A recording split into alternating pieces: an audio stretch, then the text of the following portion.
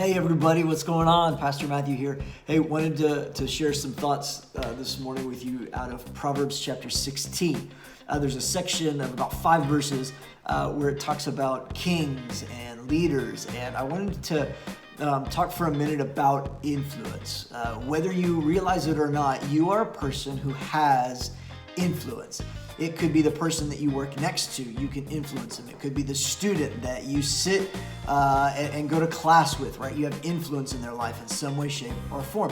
It could be that you're a boss or oversee a team of people. Maybe you're a stay-at-home parent. You have kids. Maybe you're a parent, right? You've got kids. That's influence. We all have influence, and what we do with that influence really does matter. I want to read these 5 verses and kind of give some commentary as I read each one of them, and then we'll kind of end it for today. Here's the deal. Starting in verse 10 of chapter 16, it says, "A good leader motivates, doesn't mislead, and doesn't exploit." Here's the deal. Influence, I believe, requires inspiration. Let me say it this way. Inspiration requires an impartation. I think when we can impart something encouraging, something life-giving, when we can point out potential that somebody has, it inspires them. And that ignites action from within. We want to be people that inspire action in others simply by imparting encouragement, life, pointing out the potential within them. It goes on to say this in verse 11. God cares about honesty in the workplace. Your business is his business. Listen, lying to get somewhere means that you're going to have to lie to stay there, right? If you're cutting corners, if you're trying to make things better than they appear, if you're lying on your reports, you're going to have to lie and continue to keep those things up. We want to live with integrity.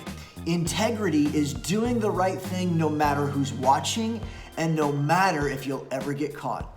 Integrity of heart means I'm going to do the right thing even if I would never get caught. I'm still going to do the right thing. I'm going to do right by other people. I'm going to go above and beyond to make sure they know that we're doing right by them.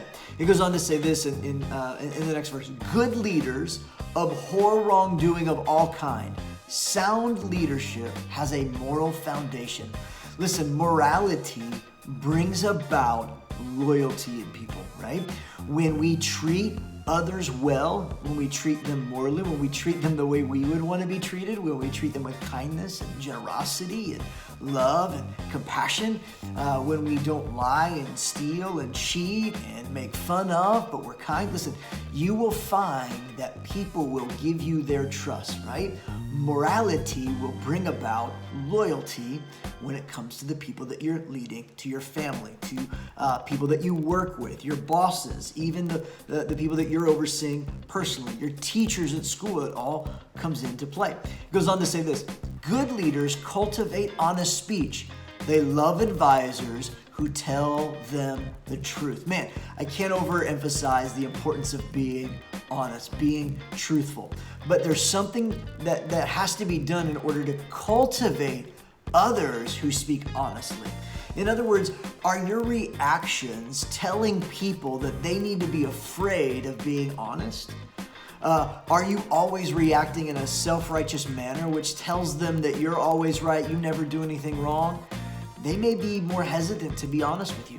Pastor Craig Rochelle says it like this: people would rather follow a leader who's always real than someone who's always right. Think about it with your kids. Are you always making a bigger deal about the mistake that they made and never acknowledge that they were honest about it? We have to be willing to focus and celebrate the honesty so that it continues to cultivate more honesty back to us. And then finally, here's the last 2 verses. It says, an intemperate leader wreaks havoc in lives. You're smart to stay clear of someone like that. Good-tempered leaders invigorates lives.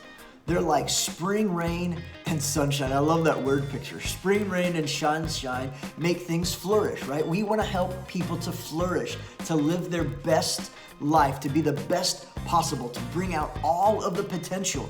And when we are patient and we create an environment for others to succeed because we are patient with them, we help them along, we're not quick to make snap judgments. Listen, we want to be people that are life-giving, not life-draining.